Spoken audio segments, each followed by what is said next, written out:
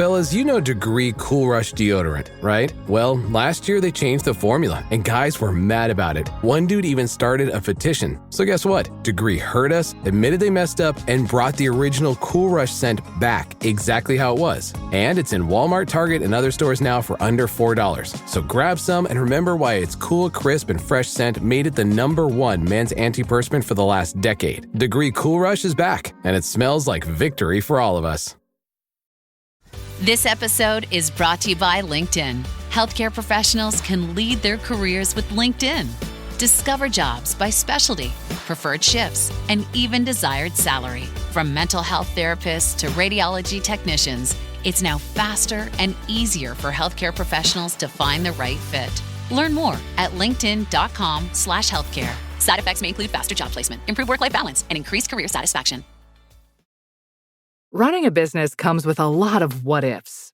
But luckily, there's a simple answer to them. Shopify.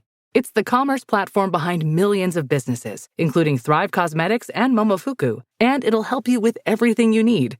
From website design and marketing to boosting sales and expanding operations, Shopify can get the job done and make your dream a reality. Turn those what-ifs into... Sign up for your $1 per month trial at shopify.com/special offer. No brakes, no fear. The official British Speedway podcast. Welcome along, I'm Ian Brannan, and in this week's episode, we have reaction from Bank Holiday Monday as the Birmingham Brummies finally get some points on the board in the Rowe Motor Oil Premiership. It's been a bit of an up and down season all year, a little bit like it was last year, especially with Matty's visa and then losing MJJ. And Jonas, he started off really good, but he's just struggled the last few meetings, and we had a bit of a chat over the last meeting, and he's gone away and got his head down, and obviously he's come back a different man today. Well, another rider who had a good performance in that one was Paco Castagna, recent addition to the Birmingham Brummies and the captain of the Edinburgh Monarchs in the Cab Direct Championship. And Paco is our main guest a little later on. I don't know if it's a coincidence or what, but, get the first win. I've only been in a couple of weeks, so I hope that helps. And again, we got big meetings coming up in the next couple of weeks, so we just have to look forward in a positive way and be motivated by the challenges that we have upon us. All that and much more besides to come in this week's episode of British Speedway's official podcast. No brakes, no fear.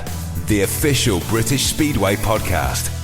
So welcome along, a bit of a rain-shortened programme, really, after what happened on Bank Holiday Monday, but we do have reaction from a couple of meetings that have taken place over the last week or so, starting with the events at the Hydroscand Arena, and it was a fixture that was put into the programme at fairly short notice, really, but it ended up with Birmingham pulling off their first win of the Rowe Motor Oil Premiership season at the 8th attempt, a surprise 45-44 victory at Leicester.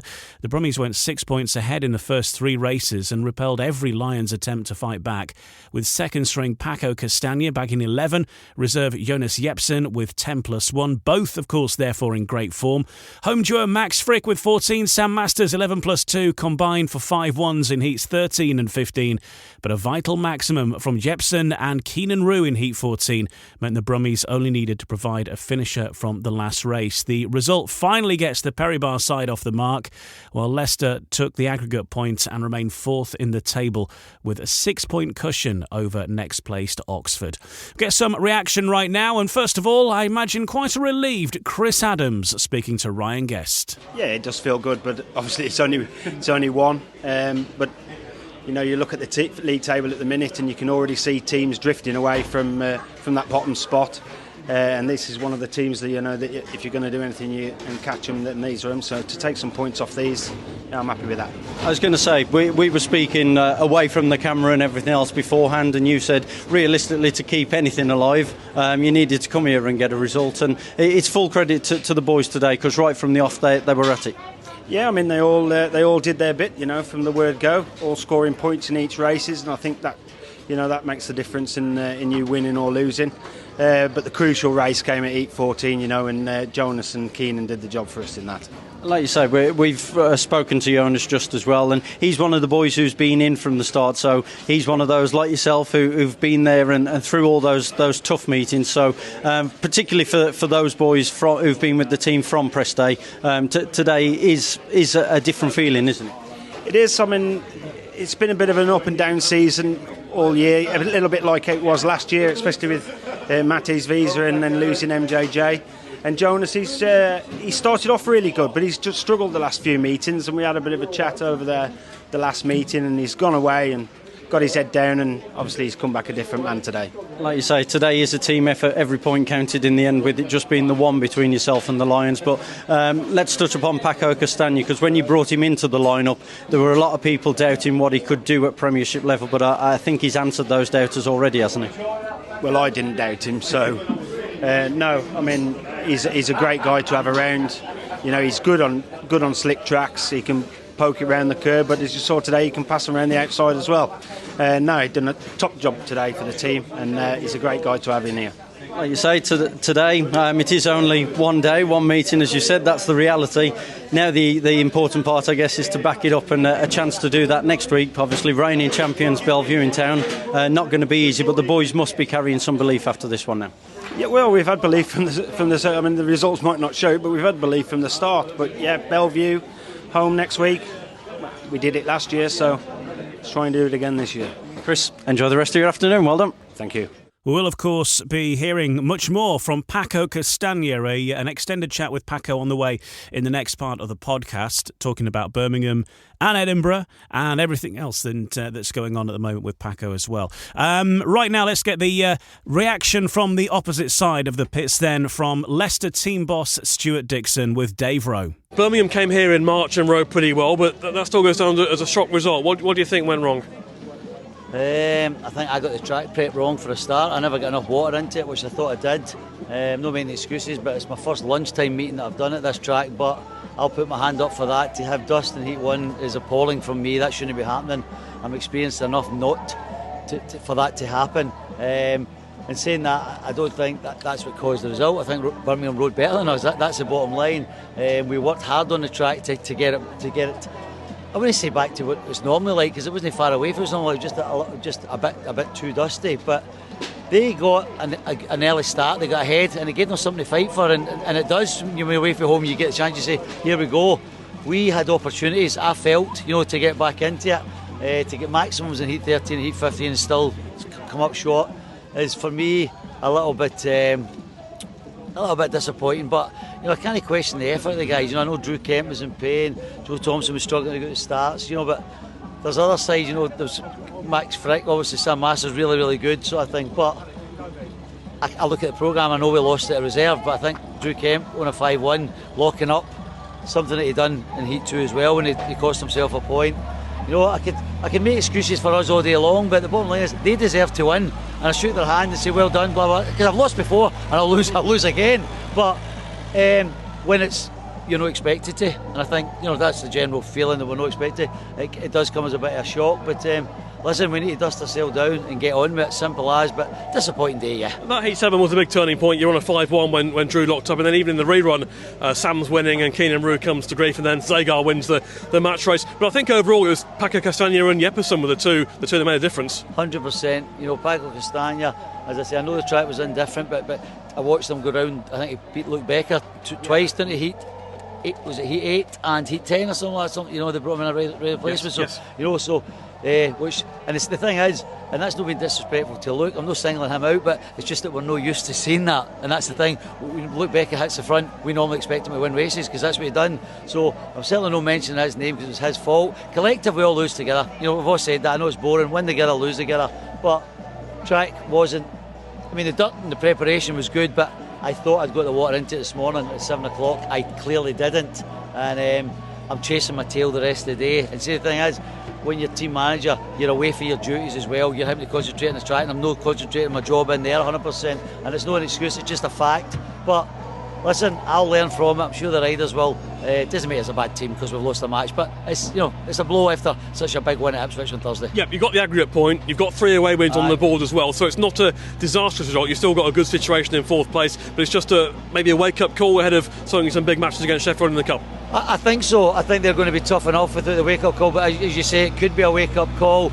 We've been good here I don't think we take anybody for granted, because my team talk was, remember, this team came here in March, only lost by 2 points, and they were unlucky because Matty Zagar got pulled out of Heat 13. So, there was no cavalier about us, taking it for granted. I don't allow that to happen.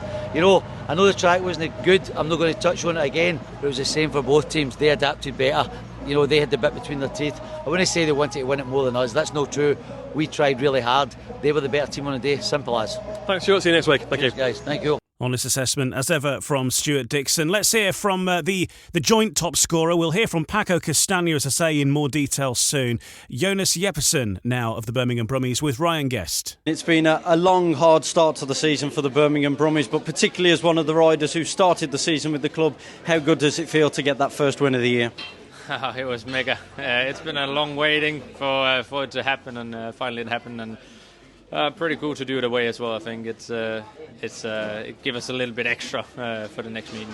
Certainly will, because like you say, Leicester, they are a strong team wherever they go as well, aren't they? Yeah, definitely they are, and I think it's a pretty cool track here, but it's a bit difficult as well. It's a bit tricky, but so to just get away with a win away from home, that's pretty cool. Like you say, how difficult has it been? Because obviously the more you lose, the more confidence can drop, but the boys have all stuck together in this camp, haven't they? Yeah, they haven't. It's been a bit strange, because we basically had the same team, then we had a few changes, and Michael is out of the team now, and Saga's been out of the team as well. So now everybody's come back together, so it's been obviously hard. Winning gains you some confidence in a team and in yourself, and for me, I've had some meetings now that I haven't got any confidence racing here or abroad, so it was good to come back with a win and some good points for myself. Good points for yourself indeed. 10 paid, 11, 3 crucial race wins as well. Yeah, that was pretty cool. I felt really good on the bike, and had some good starting today as well, so it was just nice to finally feel good on the bike again. I've been waiting for that for a good month now. Well, Jonas, many congratulations to you and the Brummies on the first win of the season. Thank you.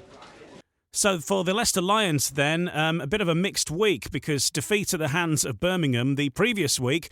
Of course, they were the first side to defeat the Ipswich Witches, and well, it needed a woman's touch to make it happen, because Leicester co-promoted Jen Crossland stepped up as team manager to fill in for the unwell Stuart Dixon at short notice, and she saw their team come away from Ipswich with that shock victory. Mike Boswell caught up with Jen Crossland. Yeah, I just don't know what to say. I'm still in shock.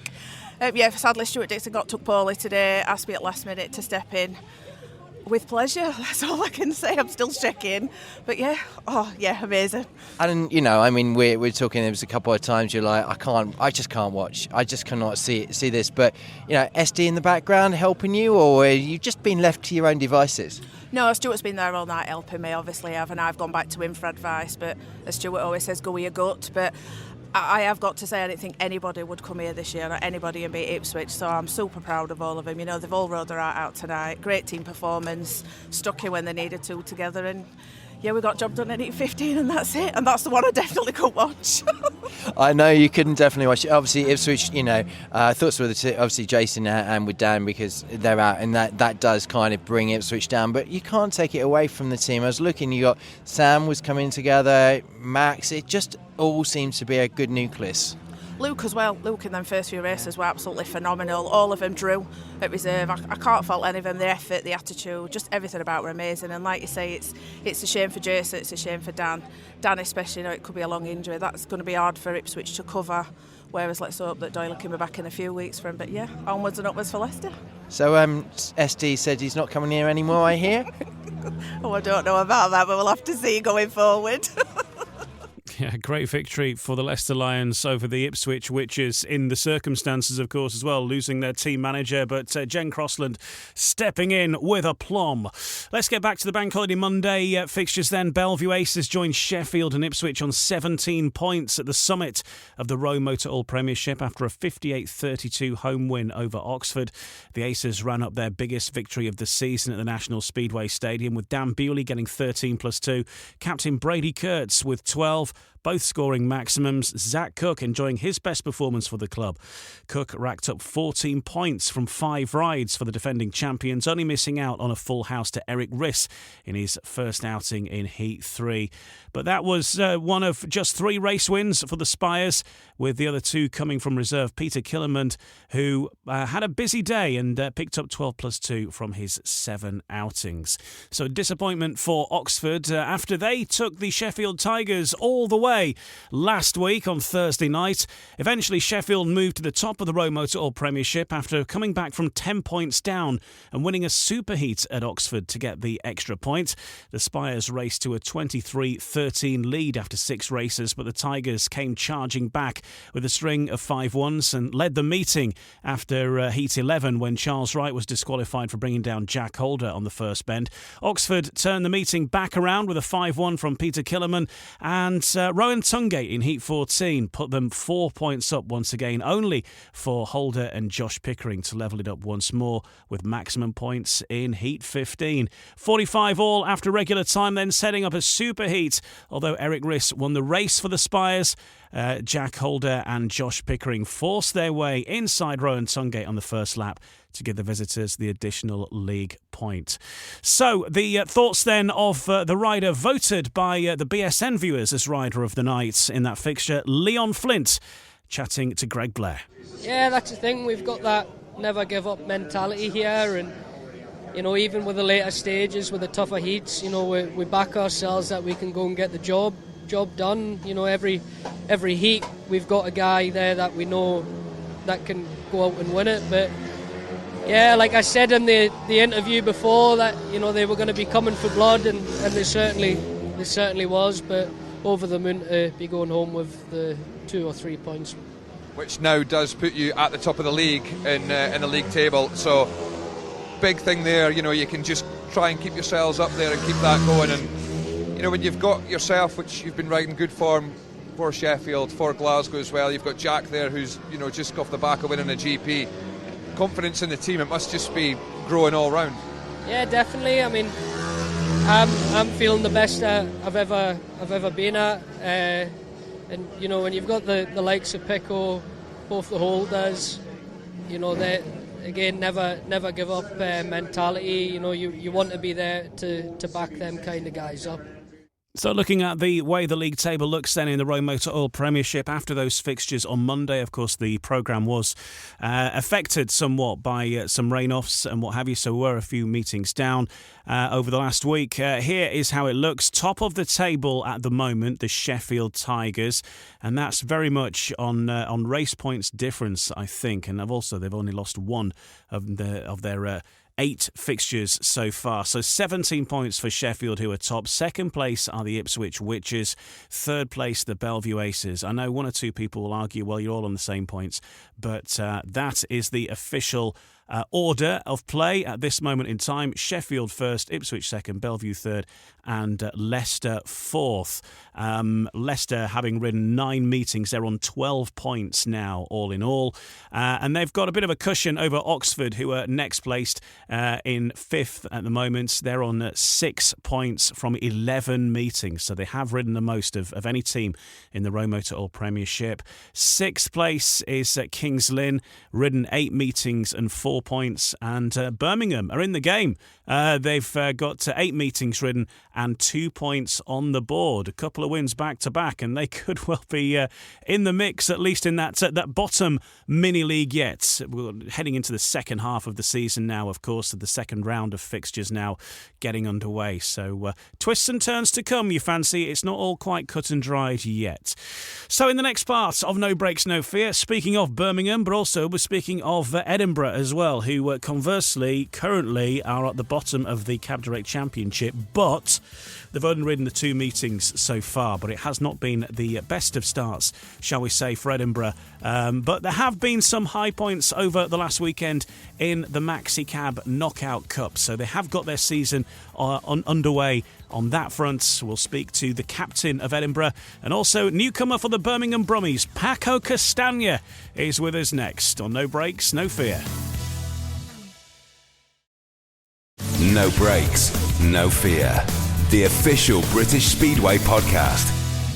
Welcome back. I'm Ian Brannan. Now, a lot's been said about the Birmingham Brummies in recent weeks, not least on this podcast by Nigel Tolley last week, with the news that the Brummies will be ceasing to be with us at the end of this season. Plus, their struggles with riders being available and then being unavailable and everything that's come with that. So finally, to get some good news for the Birmingham Brummies is quite the story, really. Getting their first points on the board on Bank Holiday Monday against the Leicester Lions, the side that, as we heard just before, previously had beaten the Ipswich Witches. One rider that certainly made a difference was Paco Castagna, a recent signing for the Birmingham Brummies, his first Premiership contract, and certainly getting to grips with British Speedway's top league as well, with 11 points on the board for the Brummies on Bank Holiday Monday.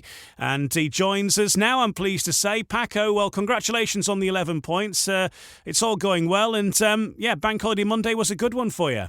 Yeah, it was a good weekend in general. It was a busy weekend, and finished on Monday, which, to be honest with you, I was before the meeting, I was kind of happy that we only had one on Monday, and the second was written off because it was a very hectic traveling week. But then after Leicester, I was like, well, it would have been good to keep the momentum going and go to Birmingham and see what happens. But no, it was good. I think the boys did a great job, and to get the win plus away at Leicester, it's crazy, and it's good to see some smiles on the camp, and we were all happy. Me particularly, obviously, I was very happy about my performance, but Nigel, Chris, all the boys, it was a different it was a different atmosphere, and it was good.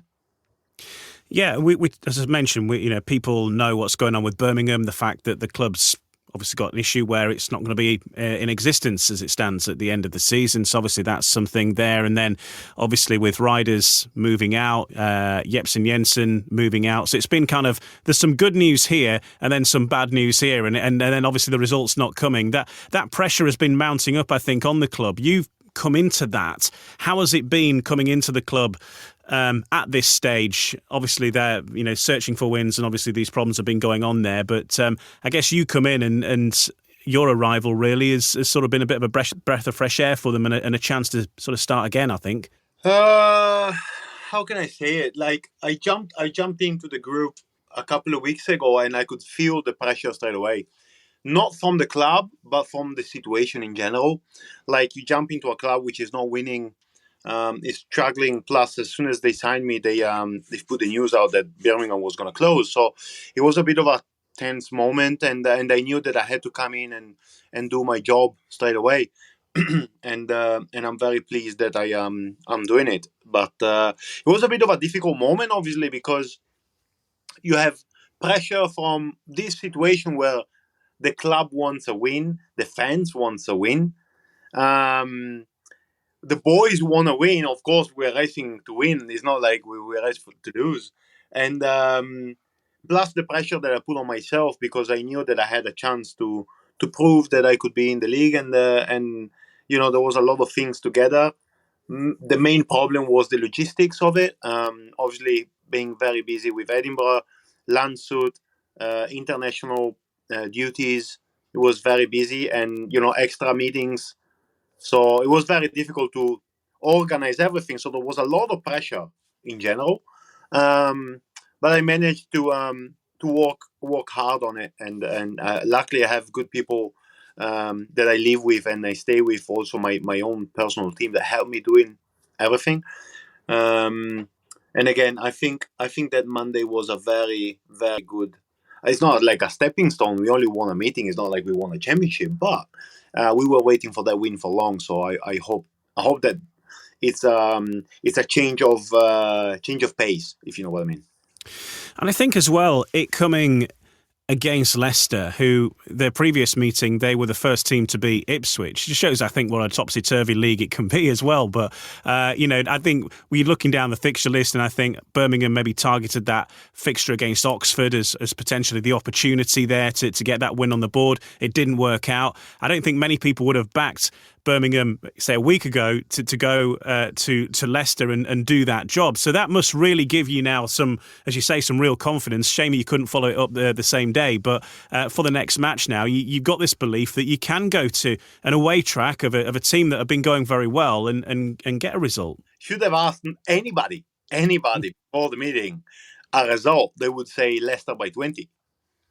Because Leicester, I think I said in an interview at the track, Leicester is a team that many people may look at them like underdogs or stuff like this, but they are very UK experts. You've got guys like Sam and Max. They're so good at UK tracks. They're good everywhere. Don't get me wrong, but like the whole team is built on UK tracks, and you can see what Stewart and Leicester have been doing on the team building. So yeah, it was difficult to jump at Leicester, and of course I haven't been there since Edinburgh was there last time. I think it was 21 or 22, I can't remember. And it was a long time ago. So I personally was a kind of doubtful about the track and how it was going to be. 12 o'clock meeting and everything. But everything went well. And apart from a couple of crashes, which I hope the boys will recover from, everything went well for us. And again, as I said earlier, it was a good relief. Also, we were very close. I feel we were very close at home against Ipswich. Of course, the score didn't end up as it was, but during the meeting it was very tight.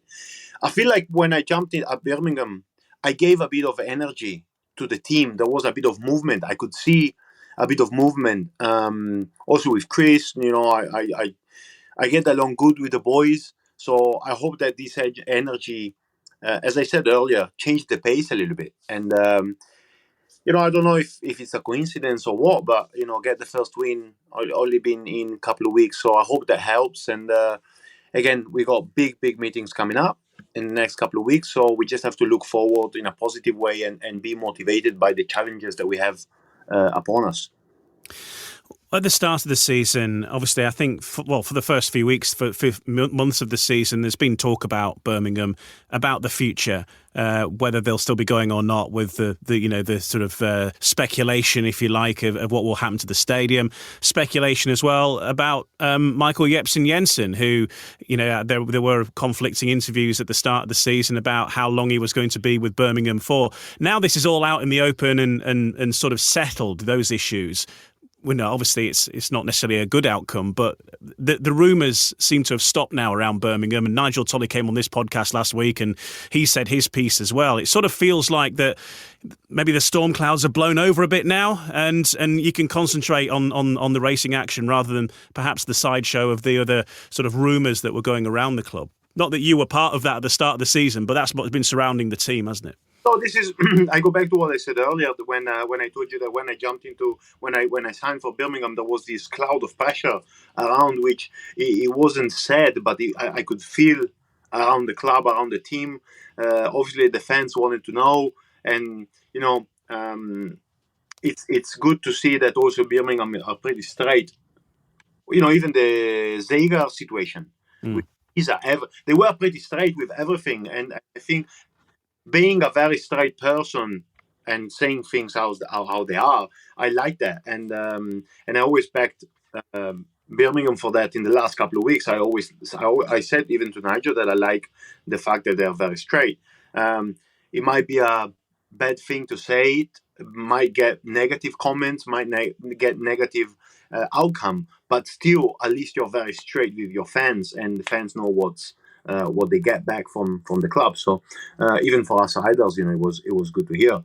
So yeah, again, there was this negative cloud, this pressure. I can see that they're trying, and the fact that they're going to close, I hope that brings the hardcore fans even more now to the track, which they're not going to see from probably next year. So yeah. Again, it's all bad, but we need to take the last what's remaining of it as good as we can. And as I always say, I always try to jump in with as much positive energy as I can, and try to help. I've done it last year when I guested for Birmingham, and I remember Freddie saying that it was good to have me in the pits because I was like helping the boys when I wasn't even in the team. But that's what I do, and I felt like it even at Leicester. So it's good to get to work with the boys a little bit more now. Of course, it's only been a couple of weeks, but it's building a relationship as well. You can't do it overnight, obviously. But it's a work in progress, and hopefully it will end up in a very good way. Let's talk about the Premiership in general, because you've mentioned it in a few interviews, but this is actually your first sort of full-time proper contract at Premiership level with any team. Are you surprised that it's taken this long, considering your experience? You're a national champion of your country. You've had one or two opportunities, like guesting here and there, but to actually get a full-time ride has taken until now. And obviously, you're showing what you can do now as well, given that opportunity of a few meetings to sort of get to grips with it. Yeah, it's something that I took to heart quite a lot in the last couple of years, because I had a couple of calls, which was only like, I think I've done 3 or 4 guest bookings here and there in the last 2 years. Never rode at this level in this country ever. So I've only done 3-4 guest bookings, couple for Bellevue, and I think a couple for Birmingham, if I remember well. And even at Bellevue, I was doing okay, in general. Even at international meetings like Speedway of Nations, I was doing okay. Again, I go back to Bellevue because we raced at Manchester. I've done okay at Birmingham last year with that guest booking that I had, and I was kind of surprised that during the winter nobody called me, because I thought that the average was good enough to be a reserve. So when the call didn't come, I kind of concentrated on what I had, which was Edinburgh and Lancet, as well as my international duties. And I just kind of let things go, not concentrate on it too much. If it comes, good. If it doesn't come, I just concentrate on somewhere else. And I think I had an interview with somebody during the winter, start of the year. And I said, if things don't change, because in this country there is, like in Speedway, there are sometimes not close-minded, but you always look at on the same side instead of like opening wider vision. Like I see it even with different clubs, like signing always the same riders all over between teams, while me, that I go around Europe racing, I see that there are some riders that want to come to UK, and they are good enough. Believe me, they are good enough. Of course, they might not understand how difficult these 2 leagues are, because it's very difficult, and people doubt it, that it's so difficult, but they have the capabilities. So me personally, when I see that I've got a whole base here, I've got everything set up and nobody's calling me, I'm like, I must be doing something wrong. But I always try to be faithful about my journey and what I do. I work hard, I do everything myself, and I try to stay on my line. And I don't know if it's going to work out or not, but it seems like it is. So I'm happy that Birmingham gave me the chance, and to go back also to a club that I've signed for years ago in the championship, and gave me a chance when other teams didn't. It was relieving, and I'm very happy that it's only been a couple of meetings, but the scores I had so far and helped the team do what they did, I'm relieved. Not only on myself, for me, but also for the clubs that give me the chance. Same with Edinburgh in the championship, which is different, but they are giving me the chance to expose myself and do what I love. So I also do it for them, like to give back, and it's a beautiful thing. So yeah, I want to thank Birmingham for giving me the chance, and I hope I'm working with what I have, which is not much, but I hope that what I'm doing also shows the people that are helping me ride, if you know what I mean. And you've got experience of most of the tracks anyway now, because as you say, some of these tracks, like Leicester being a case in point, you haven't ridden there for a few years, but you have been there in the past with with Edinburgh.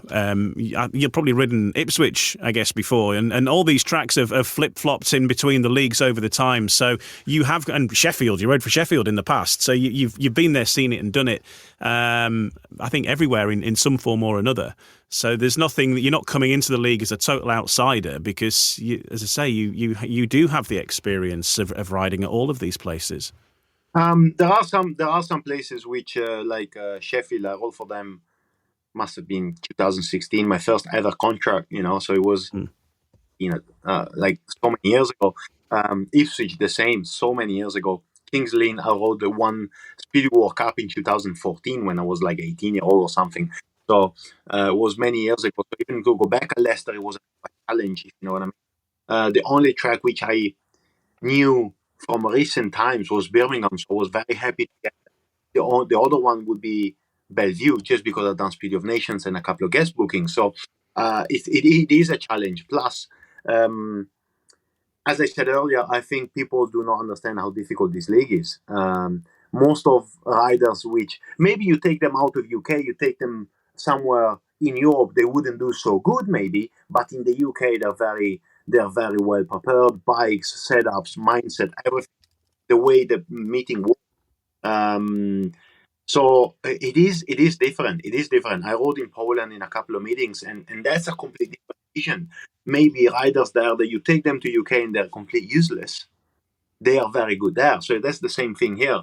For how the league is very competitive. It's good to see that it's getting better and better.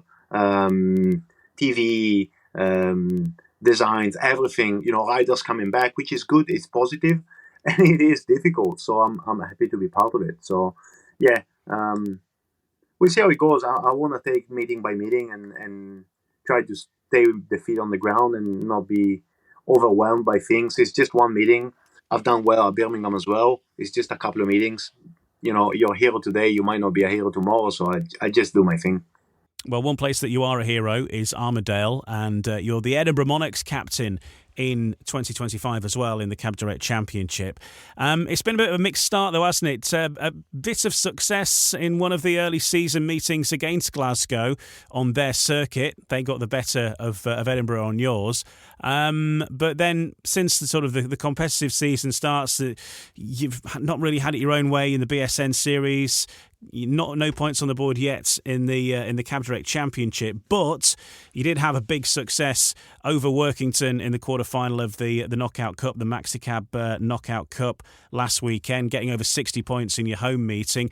But a bit of instability in the side as well, with Max James and Oscar Pollis both retiring from the side. So a bit of a mixed start really for the Monarchs.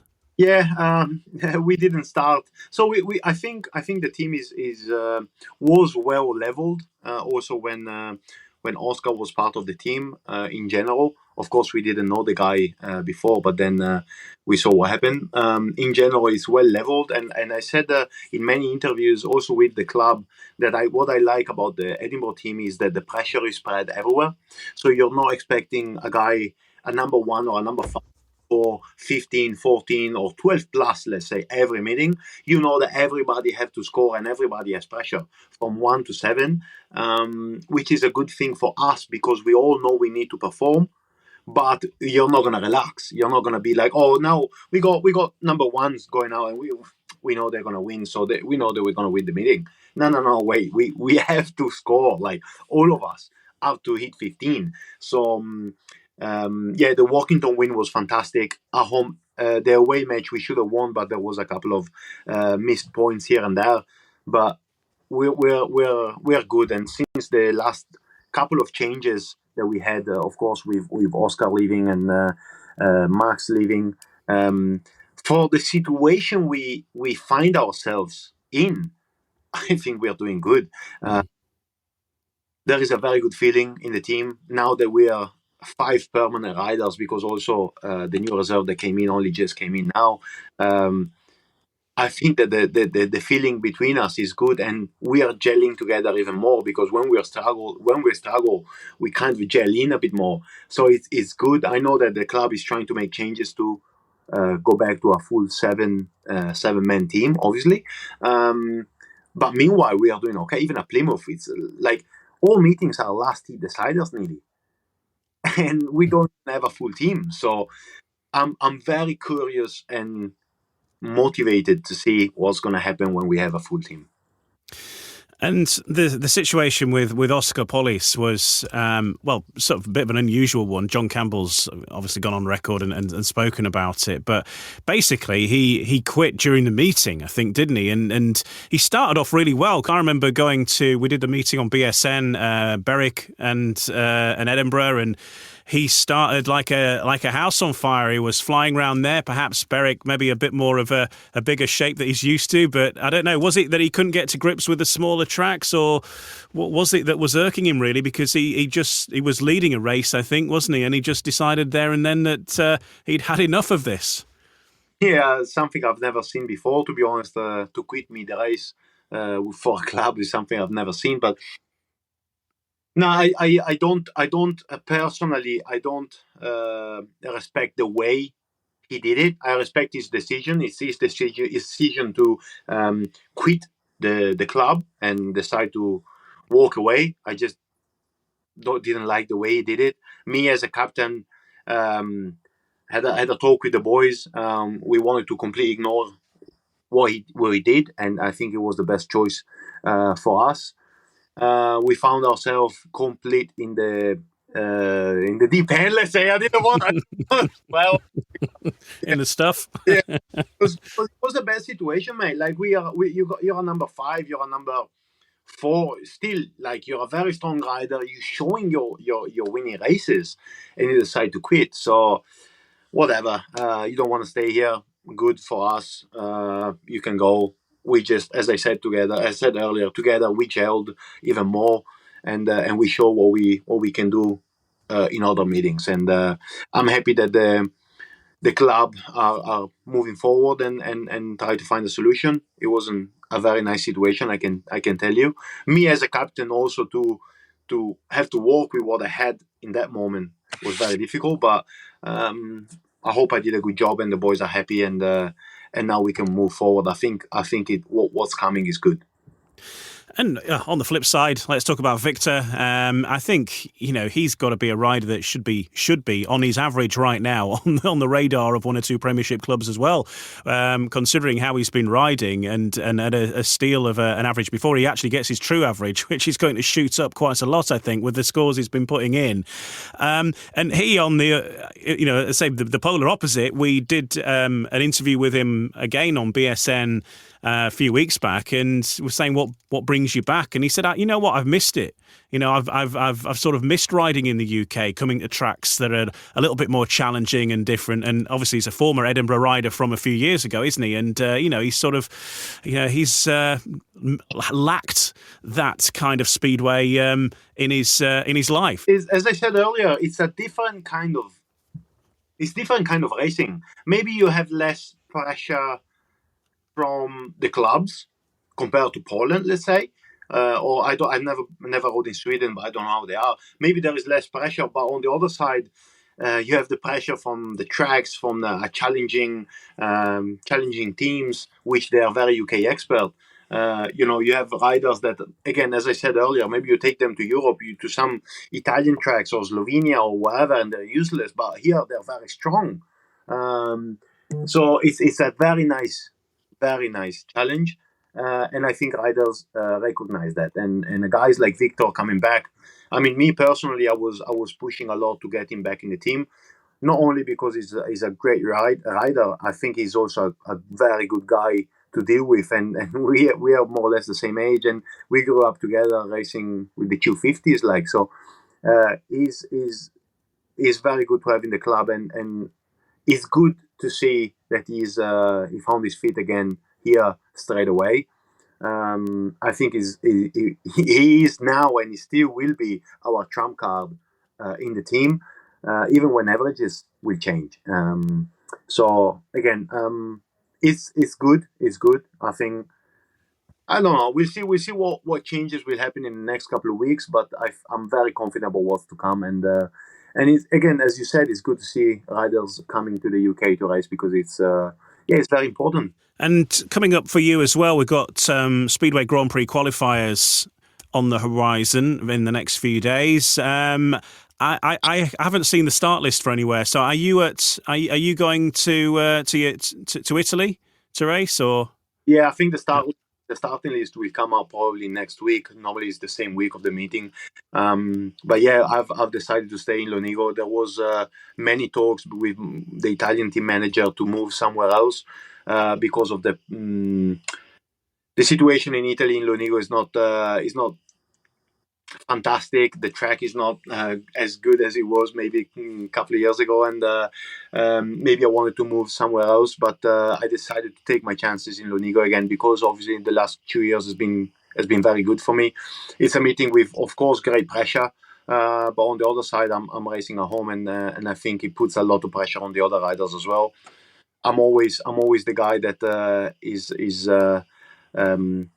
how do you say, not looked at or overlooked, do you say? Yeah, overlooked, yeah. But I think that in the last couple of years, as I told you, I'm doing my thing and it's working. So it's good to see that it worked good in the last couple of years. But this absolutely means nothing on this year. So because there is a qualifying round less compared to last years, the meetings are going to be even tougher now. Oh, I every year it's getting tougher and tougher. So it's a bit difficult because the lineups are incredible and they're always GP riders. So for me, it's a great challenge, and I love racing in them meetings. So I'm going there with a very open mind. I'm well prepared. Everything is working well. So I'm just gonna go there and treat it like I did it in the last couple of years. Just go there, do my thing, and see how it goes. And obviously, in this stage, this is not about qualifying for the Grand Prix. This is getting you through to the Grand Prix Challenge. But you made it through to that last year as well. So if you did make it through, you go in with a bit of experience of those events, or extra experience of those events. Yeah, there is a bit of experience, and the experience I got from them is that every meeting is different. That's why I'm going there very open-minded, because it's so tough, and also the track lately hasn't been fantastic. So you go there knowing that it's going to be a very tough meeting. The lineup is going to be most probably like same as every year, like 3-4 GP riders and all the others that are so hungry to get to the challenge. So it's like step by step we go there, and to qualify for the challenge 2 years in a row for me was absolutely amazing. So why not make it 3? And I'm very confident about going into that meeting and the level that I've been racing in the last couple of weeks, showing what I've been showing. I've been struggling in the UK for years, and now I'm going and doing these results. So that means I'm okay, So I'm confident about what's coming. I'm very focused and happy to be part of this meeting. And I think I've seen you knocking around in the pits at 1 or 2 events as well, like Grand Prix events or what have you. Have you been with Dan Bewley, I seem to recall, maybe? And so you see that side of it as well, and maybe what goes into, the behind-the-scenes sort of stuff from a rider's point of view. Always picking stuff up, I guess. It's funny because everybody say that I'm one of the guys that could probably go to many GPs without much problems, but I never go. I just go maybe in the last 5-6 years I've been to 3 GPs, so it's not much, but I love that part, and it's fascinating to see what a great pressure that meetings are with TV, like timing, everything must be perfect. So I always like to go to see also that side of the of Speedway and how riders work and teams work and how they move on track and out the track. So I'm a guy that likes to study Speedway a lot and take what was good for me as well. So yeah, it's great, and I think that served me well in the last couple of years. And again, going to the challenge, I think it was one of the results of it. obviously, just to explain for people who aren't aware, your dad is a Speedway legend in his own right, but he also happens to be pretty much the king of all Speedway because he's the head of the FIM track racing scene, which is obviously covers Speedway, so he's the man at the very, very top. But I don't think that really ever affects things. It doesn't sort of seem like you're, as I say, you're not even taking up the free tickets. So you're not sort of, you've not had a free passage in the sport. But it does mean, though, I think that you have a lot of friends in Speedway, though, through that. You're well connected and you've grown up with a lot of these icons. I think we've done an interview before, Greg Hancock and Jason Crump or whoever sort of hanging around the house or whoever it might be from the history of Speedway. So you know a lot of people. Speedway is a beautiful sport and gave me fantastic people that I got to know, legends of the sport. I'm super proud to be a Castagna and to have my dad as my father, and I take great pride in it. Me personally, I think that during the years now, I'm a bit older, so I can see a little bit. I think it affected me more in a bad way than in a good way. It's not like I get any, like as you say, free tickets or sometimes I go to meetings and I get decisions wrong just because they don't want to give a decision on my favor or just because he's the son of. So we're gonna give him the foul, if you know what I mean. It worked on not on my favor, that's for sure. My dad just always let me do my thing, and even now that I'm racing even more, we see each other probably once a month. So it's not much, but no, it's fantastic. I just as I said earlier, I just do my thing, do my way. The talks we have is just father and son talks more than anything, and I'm happy that for the person I grew up to be, I got to know people and they're still in my life, if you know what I mean. So even the advices I ask and people I talk to, they're very high level in the sport. I'm talking about riders and non-riders, and they just appreciate me for who I am, regardless of who my father is. And that's something that outside of Speedway, like personal life-wise, is a great thing, and I take pride in it.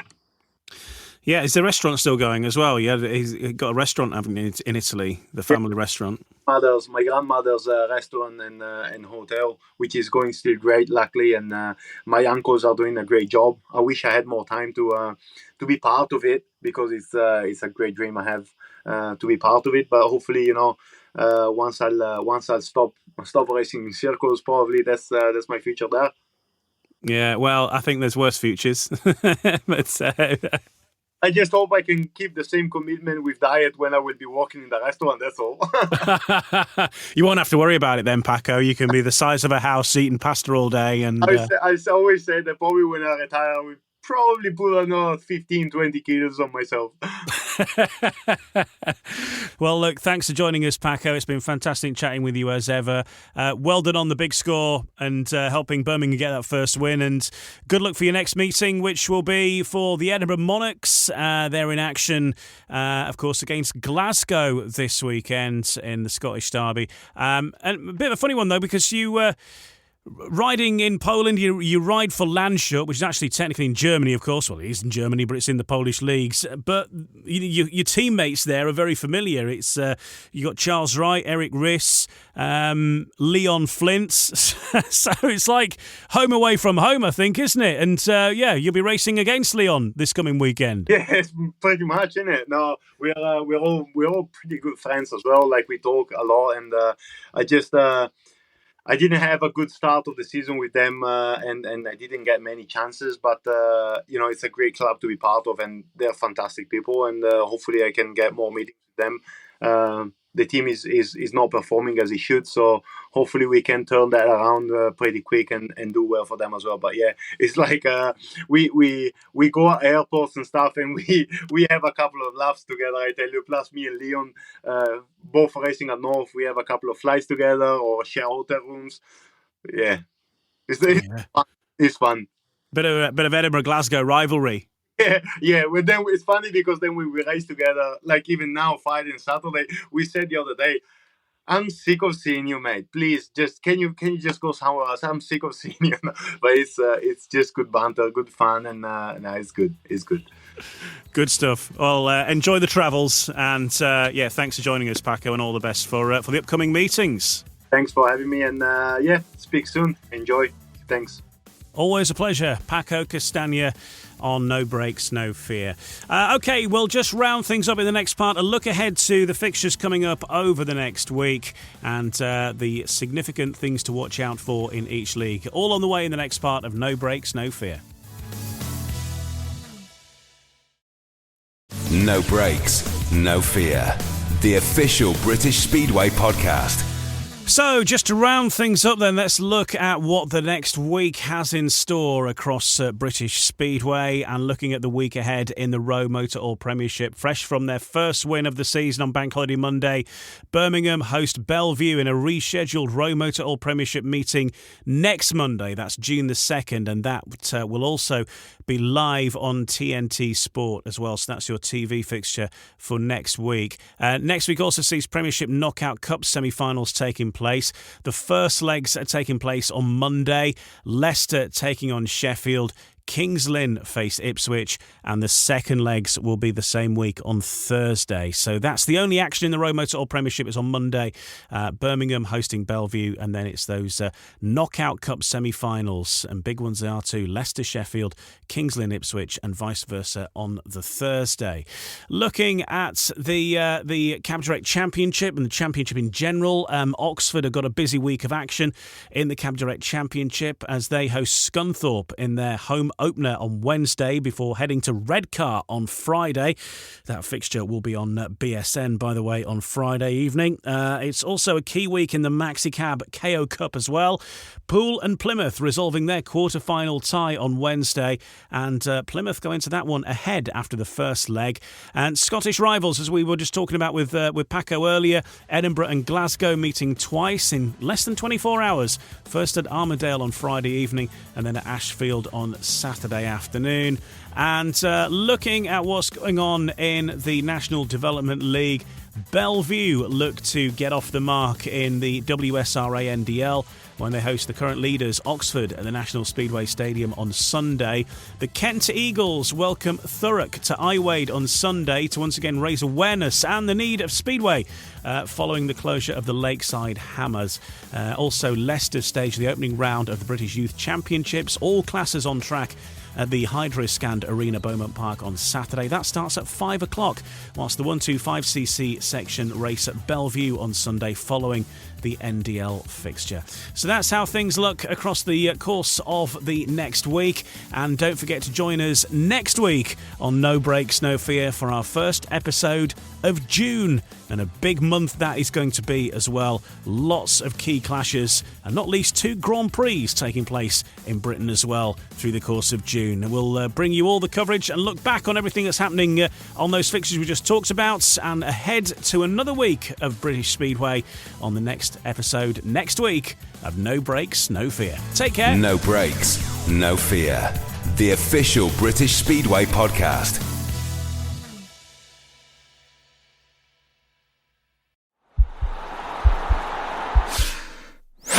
This podcast is part of the Sports Social Podcast Network.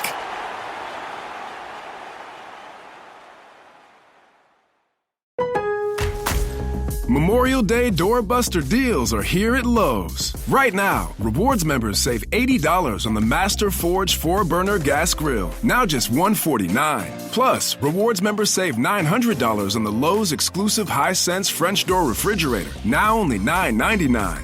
Lowe's, we help, you save. Valid through 5/26. Selection varies by location. While supplies last. See Lowe's.com for more details. Program subject to terms and conditions. Details at Lowe's.com/terms. Subject to change.